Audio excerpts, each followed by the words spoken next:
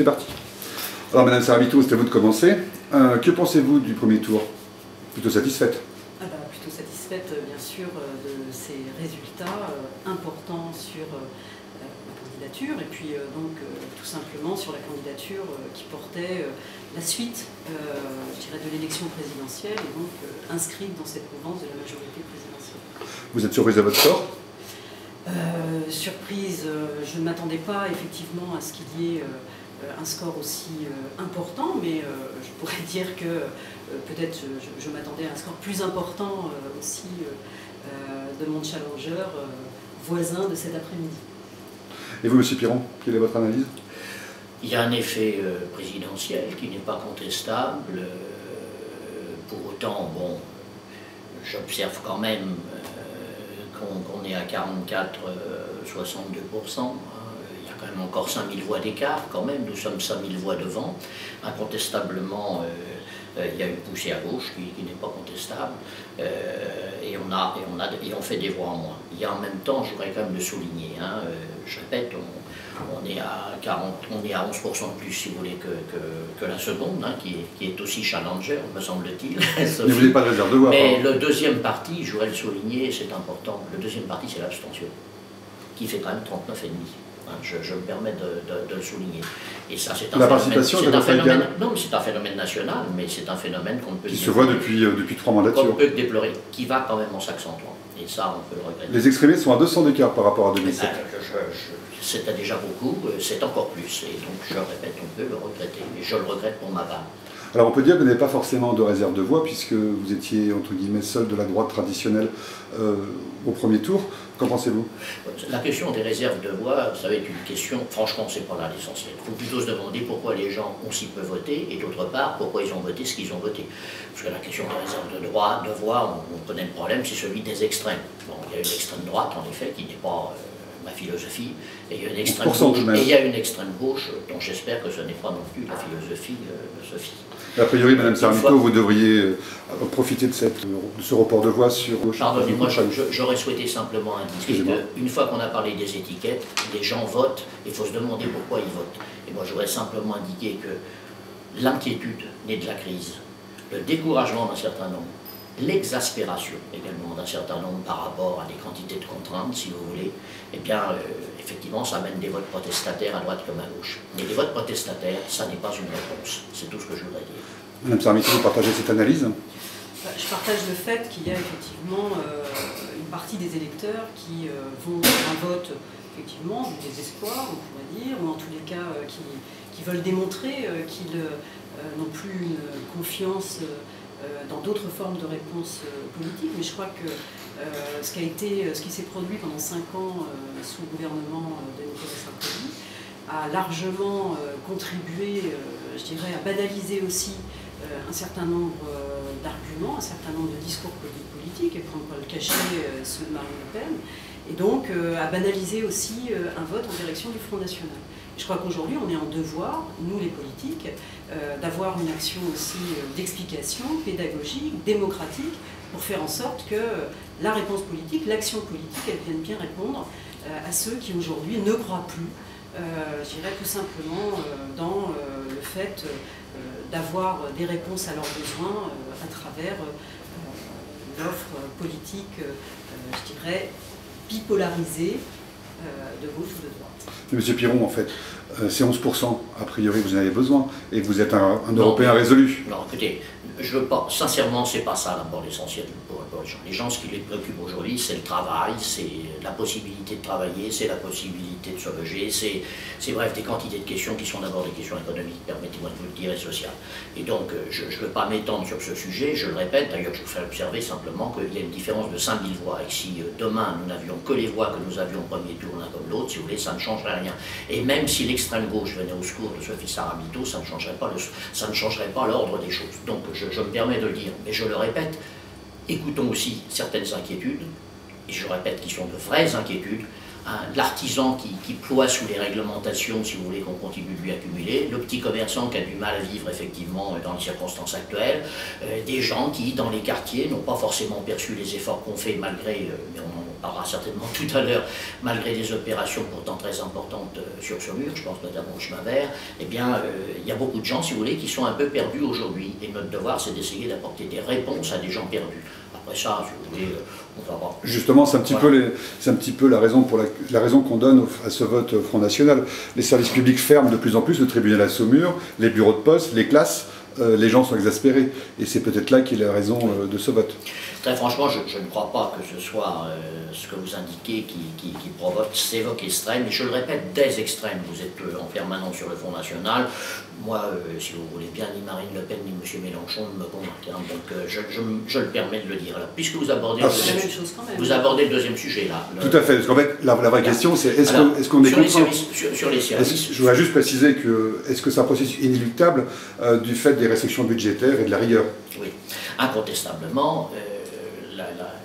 Le poids des dettes énormes qui s'est accumulé, hein, je le répète, depuis 1974, puisque ça remonte là quasiment les budgets en déséquilibre, le poids énorme des dettes accumulées, partout hein, d'ailleurs, hein, pas seulement en France, vous le savez bien, pèse très très lourd. Et aujourd'hui, c'est ça la première raison de la crise.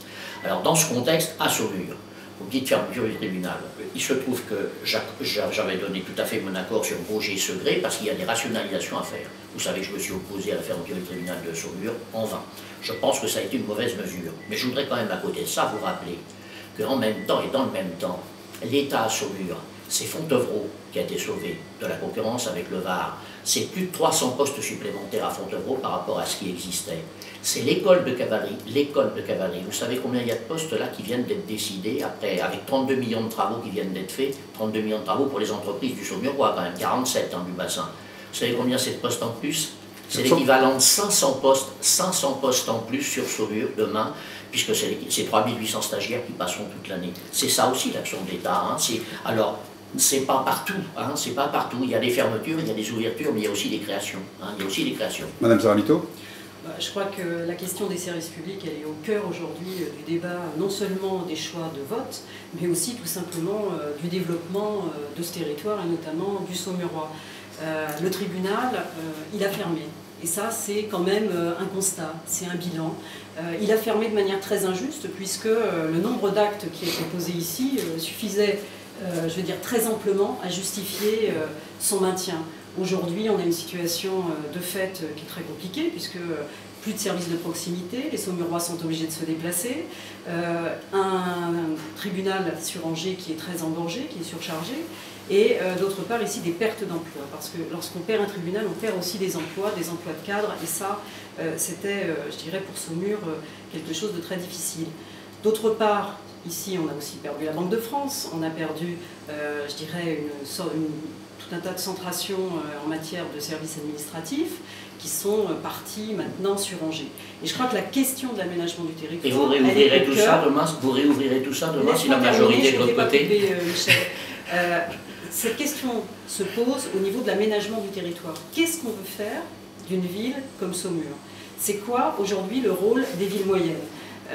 Je veux dire, il est clairement posé cette question au regard d'une ville qui, de fait, ayant perdu, je dirais, son influence sur son propre bassin, eh bien, se trouve en grosse difficulté par rapport aux questions économiques, par rapport aux questions d'emploi, par rapport aux indicateurs sociaux qui sont les plus mauvais, je dirais, du département. Donc, la question des services publics est clairement posée. Celle de l'école. Moi, je pose ici au débat... J'aimerais que vous finissiez sur la contrainte budgétaire. Est-ce qu'on est contraint, avant de parler de l'école, est-ce qu'on est contraint de devoir fermer ces services publics? Les suppressions de services publics ont été faites comme la RGPP ces dernières années, c'est-à-dire totalement à l'aveugle. À un moment donné, on a pris, je dirais, la décision de couper des moyens. Quand on ferme un tribunal à Saumur, on est obligé d'investir et de mettre des moyens sur Angers. Expliquez-moi où sont les économies. On est obligé d'accompagner, je dirais, et d'accompagner socialement de façon encore plus importante des personnes qui utilisaient ces services sur Saumur. Je veux répondre sur quelques points quand même. D'abord, un tribunal de Saumur, ce n'est pas la totalité des services publics, permettez-moi de vous le dire. Et je n'entends pas aujourd'hui ce qui pourrait être, enfin je veux dire, je n'entends pas aujourd'hui la gauche parler d'en réouvrir, hein, encore moins pour la Banque de France. Mais je répète que de l'autre côté, je viens de citer de l'autre côté 800 postes supplémentaires avec la présence de l'armée. J'ai cité le NE, je peux ajouter l'hôpital, le rapprochement de l'hôpital et de la clinique de Saumur qui s'est fait avec le concours d'ailleurs du maire d'alors, je le sais, hein, mais quand même d'abord parce qu'il y avait une politique nationale avec Douste Blazy qui était venu, ça s'est pas fait tout seul. Et que dire de l'ANRU quand on parle de services publics? La rénovation du chemin vert, c'est 30 millions de l'État qui ont été mis par le plan Borloo. Qui a défendu le plan Borloo à Paris? C'est la majorité d'hier et j'étais porte-parole du groupe. Et je peux vous dire que, non, la rénovation urbaine et l'ANRU c'est totalement faux. C'est nous qui l'avons faite et la rénovation des quartiers c'est nous qui avons complètement mis ça en place avec Borloo. Alors là, j'étais présent dans l'hémicycle, j'ajouterais que le Parti Socialiste a voté contre la totalité des mesures qu'on a prises au début du plan Borloo. Aujourd'hui, c'était fini. Là, les dernières années, sur le sujet, on parle de l'école, Sophie Saramato. Non, mais on parle de service public, excusez-moi, je parle du logement des gens au quotidien ici. C'est bien du service public. Bon.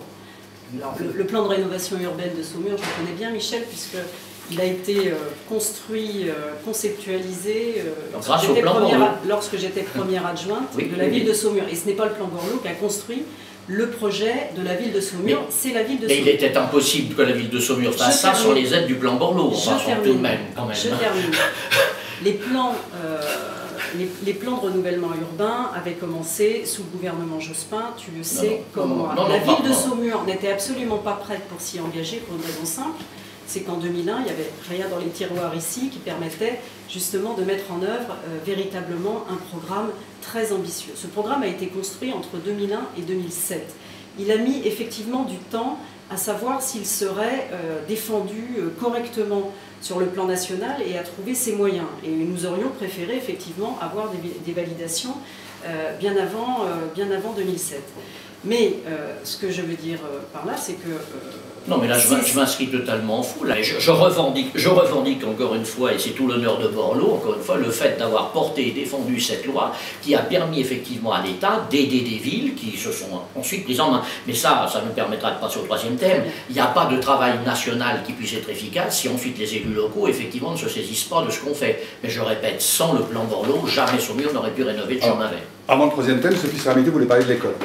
Oui, je voulais parler de l'école parce que c'est une préoccupation extrêmement forte sur Saumur. On connaît la situation du Saumurois avec un niveau de qualification très faible de la population, avec des problématiques très fortes en ce qui concerne l'échec scolaire et l'accompagnement d'enfants en difficulté, mais d'une manière générale, avec une offre scolaire importante pour que notre population reste aussi vivre ici. Et ici comme ailleurs, nous avons été soumis à des restrictions très importantes de moyens dans les écoles, et voilà un sujet qui me semble extrêmement fort sur également la vitalité d'une ville. Les écoles, mais je parlerai aussi de l'enseignement secondaire, puisqu'il est dit que les options ne sont pas importantes. Moi je considère et je revendique le fait que nous avons un seul lycée d'enseignement public, un seul lycée d'enseignement général sur ce secteur, qu'il est aujourd'hui restreint à devoir limiter ses options et que cette diminution de moyens fait que demain, on aura un lycée qui ne pourra pas proposer aux familles qui devront envoyer et chercher un lycée ailleurs, c'est-à-dire globalement à Angers. Michel Piron, sur le sujet d'école. Je crois que sur tous ces sujets, on voit bien ce qui va tout de suite nous différencier d'une manière assez fondamentale. Je n'entends parler que de dépenses supplémentaires, alors que la dette est énorme du côté, je le répète, d'État, et des contraintes budgétaires sont considérables. Il suffit de regarder ce qui se passe dans les pays qui nous entourent, et on comprendra vite où ça mène. Eh bien, j'ai pas envie effectivement que ça nous mène là. J'ai pas envie que ça nous mène à l'Espagne, j'ai pas envie que ça nous mène à l'Italie. Et donc, je le redis, s'agissant de l'école, toutes les statistiques montrent que nous avons un sureffectif en école secondaire. Pourquoi dans le secondaire? Parce qu'on a multiplié les options avec des professeurs devant 4 ou 5 élèves, voire 3. En revanche, on a un sous-effectif à l'école primaire. Ça veut donc dire clairement qu'il faut redéployer, mais ça demandera 10 ans, qu'il faut redéployer par non-remplacement dans le secondaire sur des options où on a trop peu d'élèves, redéployer vers le primaire, mais c'est certainement pas en accroissant encore les effectifs globalement qu'on se sortira de la situation catastrophique dans laquelle le pays se trouve. Donc je le dis, non, sur les attaques sur le budget. Je ne parle pas de Saumur, je parle de l'ensemble. Mais il y a des situations ici. Écoutez, si vous pensez qu'en un an, non mais effectivement, qui ne peuvent pas attendre 10 ans. En tout cas, pour ma part, je ne laisserai pas croire aux gens, de toute façon, je ne laisserai pas croire, en tout cas à mes électeurs, qu'en un an on peut résoudre encore une fois une situation aussi grave que celle dans laquelle on est. Madame Saramitos, sur le financement? Moi non plus, je ne laisserai pas croire qu'on est capable de faire tout et n'importe quoi. Je dirais simplement qu'il faut vraiment que chacun sache que la RGPP a coupé arbitrairement les moyens partout. C'est-à-dire qu'on ne s'est pas occupé de savoir si dans certains endroits il y avait effectivement, je dirais, un taux d'encadrement supérieur, inférieur, etc. On a coupé de manière très simple. Et dans les écoles primaires, on a quand même 14 postes qui sont en suspens dans le Saumurois pour la rentrée 2012, 42 postes sur l'ensemble du département, les postes RASET qui ont été supprimés. Je pense clairement que quand on fait une réforme, eh bien, on regarde aussi et on le fait avec une participation notamment de la fonction publique. Je ne sais toujours pas où seront les économies, je ne sais toujours pas sur le budget de financement. On touche ailleurs que sur les écoles et l'enseignement, on touche ailleurs que sur le monde hospitalier et on touche ailleurs que dans la police. Non, mais j'ai pas de réponse. Après, il n'y a pas de réponse. Où touche-t-on? Où touche-t-on? On regarde là où la rentabilité, je dirais, et la productivité sont, je dirais, le plus facile à un moment donné à développer. On regarde également dans la décentralisation un certain nombre de services d'État qui sont en surplus de nouveaux services qui sont tout simplement dans les collectivités territoriales parce qu'elles ont eu le transfert de compétences et de charges, et on a maintenu des services de l'État qui aujourd'hui effectivement n'ont plus utilité à l'être. Tu le dis toi-même. La Banque de France, par exemple. Non, la Banque de France n'a pas été transférée aux régions. Non, mais je veux dire, non, moi je parle des services de l'État. Parlons de services de l'État, de compétences qui ont été transférées, où des services de l'État restent, mais n'ont plus aucune action opérationnelle, ont simplement une action de contrôle. Et là, je crois qu'il y a vraiment des moyens à trouver. Alors, ce que je viens de dire, c'est que le territoire était en panne, notamment le Saumurois en particulier, en panne économique. Qu'est-ce qu'un député, le chômage est élevé, il y a des blocages de développement, qu'est-ce que peut faire un député pour aider la région? Monsieur Piron? Oui, je terminerai à la fin. Bien, j'aurais d'abord dire que le député, ce qu'il peut faire, il faut se poser la question toujours, que peut-il faire, c'est avec qui? Car le député tout seul, évidemment, il ne suffira pas. La première chose que peut faire le député, c'est d'abord voter des lois qui permettent effectivement, par rapport au travail et à l'emploi, qui permettent effectivement de libérer le travail ou l'emploi, ou en tout cas de l'augmenter. Or, dans ce domaine, il y a un lien très étroit entre le national et le local. Alors, il y a les difficultés. J'ai cité tout à l'heure, bon, il y a ce qui va, il y a le sauvetage des entreprises en difficulté, il y a les créations. Sur la question du sauvetage des entreprises en difficulté, j'ai un exemple très précis en tête. Quand j'ai été élu la première fois, c'est France Champignon. C'était un dossier absolument énorme qui m'est tombé dessus dans les 15 jours qui ont suivi la première élection.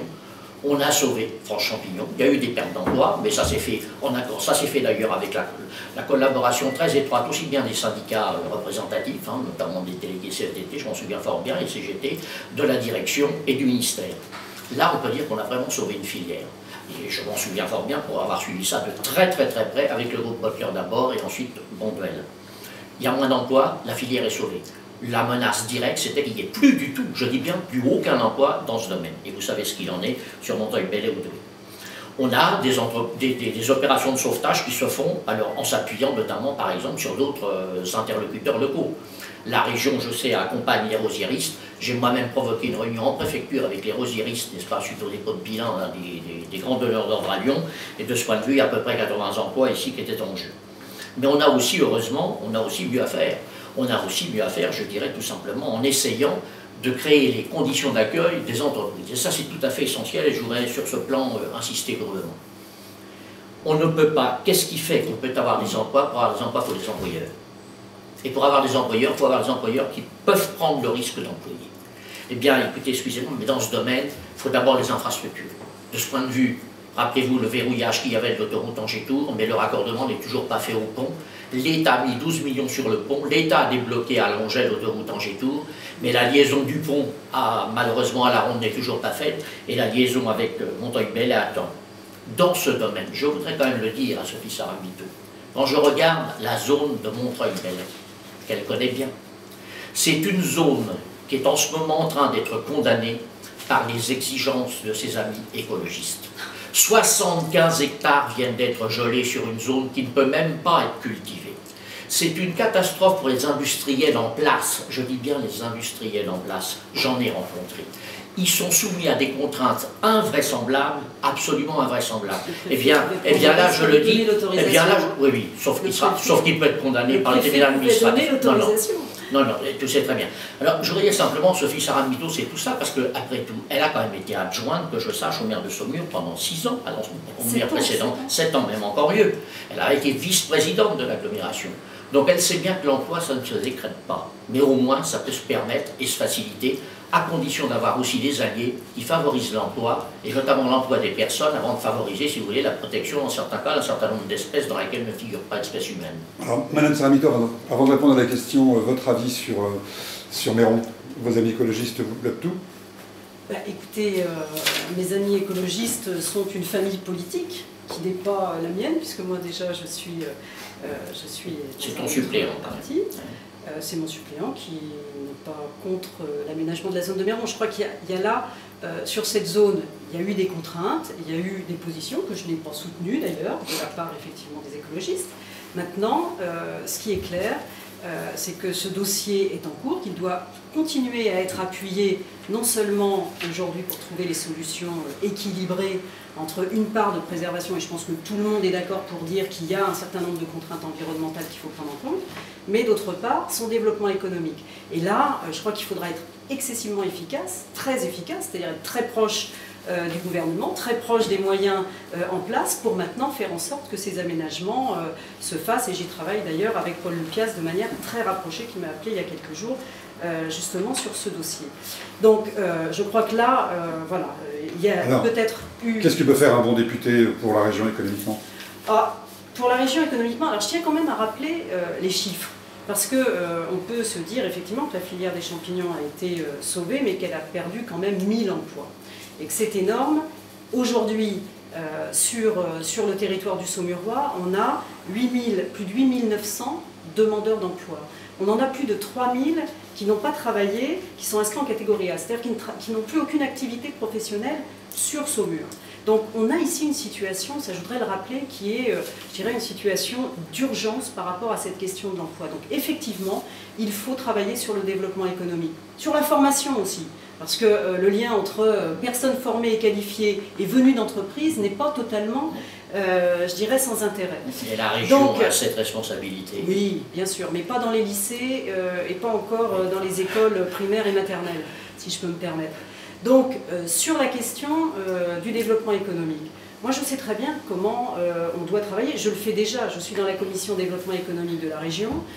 Michel Piron l'a rappelé, je le remercie, nous accompagnons de manière très importante les rosieristes par exemple. C'est-à-dire on doit avoir un soutien sur les filières locales.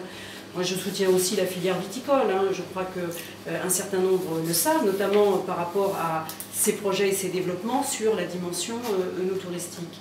D'autre part, sur le développement économique, je crois que tu oublies une chose, Michel, quand tu parles du fait qu'il faut bien sûr des acteurs locaux, mais il faut vraiment développer l'articulation des synergies entre les responsabilités de l'État, les responsabilités des régions, des départements s'ils ont encore des prérogatives sur ces questions-là, et du terrain local. C'est ce qu'on est en train de mettre en place déjà avec la région des Pays de la Loire sur le bassin du Saumurois, parce que véritablement, il faut créer ces articulations.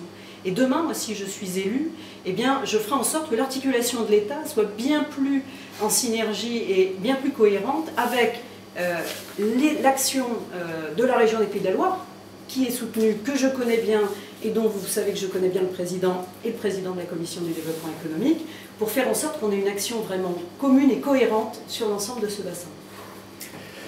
Encore une fois, je voudrais insister sur l'articulation. J'entends parler de l'articulation, c'est-à-dire sur la collaboration entre les élus et le député.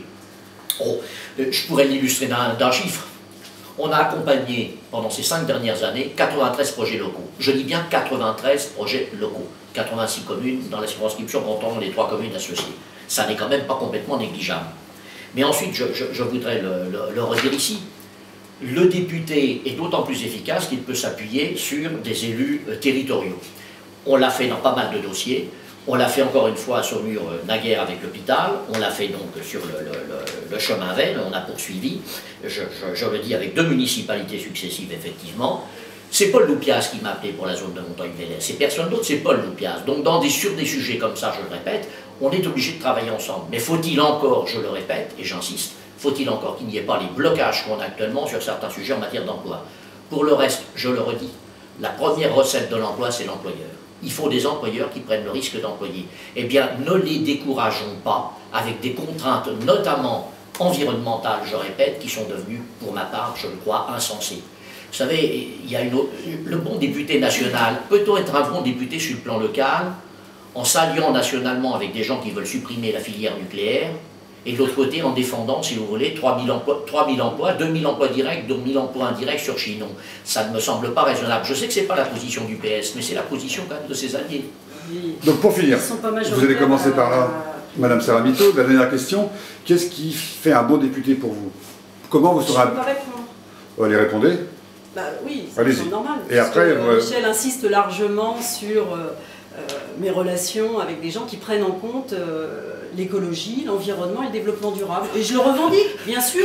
J'ai de très bonnes relations.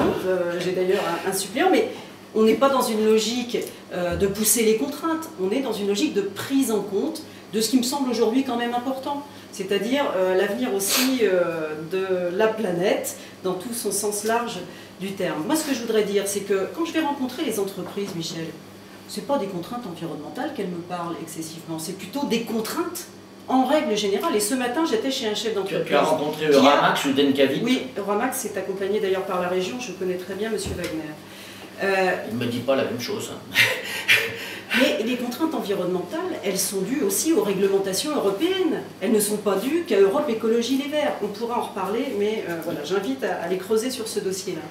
Ce qui est clair, c'est ce dont parlent les entreprises. Ce sont aussi des contraintes très importantes sur le plan réglementaire d'une manière générale. Le nombre de dossiers à faire, je veux dire les contraintes liées à des formes administratives. Et je crois que ça, il va falloir le voir, notamment sur les petites entreprises. Là où j'étais ce matin, il y a une dizaine de salariés. La contrainte majeure, elle est celle-là, oui, et plus qu'une question environnementale. Voilà, ça je voulais quand même le confirmer. Après, on va ouvrir le débat du nucléaire ici. Tout le monde a bien compris que ce n'était pas le débat de la législation à venir. Il le sera sur le plan des énergies en général, et il faut réellement mettre en place cette conférence des énergies, traiter de la question du nucléaire. Je suis sûre qu'en plus tu es d'accord sur ce point-là, mais on n'est pas sur un acharnement de perte d'emploi, de fermeture, je dirais, de centrales nucléaires uniquement parce qu'il faut les fermer. D'ailleurs, Marc Goy, le député candidat d'ailleurs à son renouvellement, a là-dessus travaillé sur un rapport très étayé. Tu le sais, et nous pourrons en discuter si tu veux après ces élections, si tu veux t'en informer plus directement. J'ai son rapport et nous pourrons en discuter. Je rappelle que toute une partie, je le rappelle, de tes alliés, tu le sais bien, et la majeure partie, n'est-ce pas, est sur une toute autre ligne, c'est tout. C'est un ça. Mais je t'accorde dernière question. Pas sur celle-là. Dernière question. Oui. Alors, Madame Saramito, qu'est-ce qui fera que vous serez une bonne députée? Déjà, je crois qu'il faut aussi rappeler aux électeurs qu'une cohabitation entraînerait plutôt un état de crise politique en France et qu'il est plus cohérent, et on l'a vu d'ailleurs au premier tour, effectivement, d'aller donner les moyens au nouveau président de la République de pouvoir gouverner et mettre en place son action politique. Moi, pourquoi je serais une bonne députée? Parce que je travaillerai avec le gouvernement en place et que je saurai être efficace et bien sûr me faire entendre par notamment aussi un Premier ministre qui connaît bien la situation du Saumurois puisqu'il en est lui-même, je dirais, un voisin de naissance. Je travaillerai avec les acteurs du Saumurois, je travaillerai avec l'ensemble des citoyens parce que le député, bien sûr, c'est le législateur, mais c'est celui qui est le représentant du peuple, le représentant des citoyens. Donc pour moi, dès lors qu'on doit traiter d'un dossier de loi, dès lors qu'on doit travailler sur un projet de fond, que ce soit une question de société ou une grande réforme, eh bien il faut mettre de la consultation en place, et moi c'est ce que je propose à l'ensemble des citoyens, c'est d'être vraiment dans le dialogue et la concertation. D'autre part, moi je pense que ce mandat de député, il doit se faire en totalité.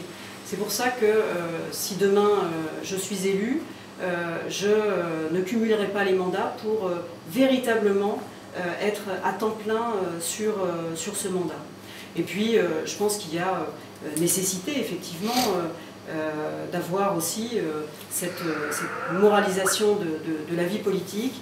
Et moi je souhaite qu'on puisse revenir sur un certain nombre de points, notamment les avantages acquis des députés. Moi, je souhaite qu'on ouvre cette question sur la question des retraites, sur la question de l'ensemble des moyens qui sont donnés à ces élus, et puis sur la réserve parlementaire. Moi, je suis pour le droit commun, et donc je considère que cette enveloppe donnée, je dirais, à discrétion au pouvoir d'un député reflète encore d'une quelque époque qui, à mon avis, n'est plus celle qu'attendent les citoyens. Monsieur Piron, une question. Pourquoi un mandat supplémentaire pour vous? Écoutez, je vais évacuer tout de suite les questions qui me paraissent un petit peu secondaires. Je répète, bon, sur la question des moyens et sur la question des retraites, je n'ai aucune objection, je suis tout à fait favorable. Quant à la réserve parlementaire, je rappelle que Sophie a été encore une fois, Sarah Mitur était quand même adjointe pendant 7 ans d'un député, de quelqu'un qui a été député pendant 6 ans et qui l'avait pas remis en cause. Non, je fais observer, je n'entendais jamais ce discours à ce moment-là. Non mais je n'ai jamais entendu cette réclamation. J'ai le droit également d'avoir le mien. Donc je dis, je n'ai jamais entendu auparavant ce reproche. Donc je trouve qu'il est nouveau, mais ça ne me gênerait pas du tout, effectivement, que cette chose-là soit supprimée, ça ne me gêne pas du tout. C'est pas la discrétion, cela dit, hein. C'est examiné quand même très très rigoureusement par des commissions dans le cadre d'une enveloppe, fermée. Bah, si tu sais comment ça se passe, il fallait effectivement, encore une fois, je sais bien ce que je dis, il ne suffit pas de s'en étonner maintenant. Maintenant, je voudrais revenir à l'essentiel. Un bon député, en effet, bah, c'est quelqu'un qui partage son temps entre, je dirais, la nation et le terrain. C'est clair. On ne peut pas, si on vote de mauvaises lois à Paris, espérer de bons effets sur le terrain. On ne peut pas, si demain on charge davantage les entreprises, par exemple en cotisation familiale, en supprimant la TVA d'un 6 comme on l'a fait, c'est 6,5 milliards. Hein. On ne peut pas remettre ça sur le dos des entreprises, si vous voulez, en le votant à Paris, et ensuite venir effectivement s'inquiéter qu'en province, éventuellement, les entreprises souffrent. Donc, c'est clair, j'ai assumé complètement les décharges sur les entreprises d'un certain nombre de cotisations. Aujourd'hui, il faut le savoir, par rapport à l'Allemagne, nos entreprises de fabrication ont en gros 15% de plus de charges. C'est donc de bonnes lois à Paris qui peuvent seules leur permettre de bien vivre en province. Donc je ne dissocie pas le député, si vous voulez, qui doit passer une partie de son temps, encore une fois, à Paris pour la nation, et le député qui est en province. En province, on a travaillé avec l'ensemble des élus locaux, tous sans distinction. J'ai un suppléant qui a de grosses responsabilités locales, vous le savez, puisqu'il n'est pas seulement maire de Littré, mais vice-président de l'agglomération, en charge des transports. Dieu sait s'il est sur le terrain avec mes collaborateurs. Je voudrais simplement indiquer que si on a aidé 93 projets locaux, ce ne sont pas nos projets, ce sont des projets locaux qu'on a aidés. Pour l'excellence, j'en passe. Eh bien, par définition, le bon député, c'est pas celui qui a tout fait à la place, c'est celui qui a travaillé avec. Donc là-dessus, je veux bien, et Dieu sait si on y a passé du temps. On a reçu quelques 1600 personnes dans nos permanences, quand même, sur le terrain. Un bon député, c'est aussi quelqu'un qui est à l'écoute, je suis bien d'accord là-dessus, je donne des chiffres très précis. Un bon député, c'est celui qui, quand même, je me permets de citer le chiffre, a pu obtenir le soutien dans cette campagne électorale de 52 maires de la circonscription.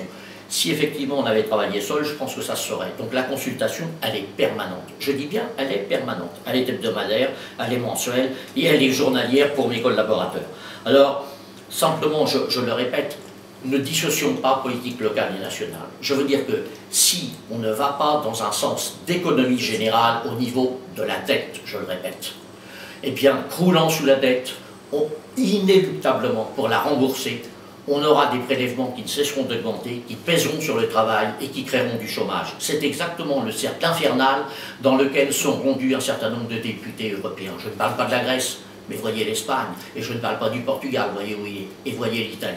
On n'a surtout pas à prendre cette direction-là. C'est la raison pour laquelle, je le dis clairement, nous devons trouver au moins 50% d'économies à côté de 50% de recettes supplémentaires. Ça, c'est le bon député à Paris.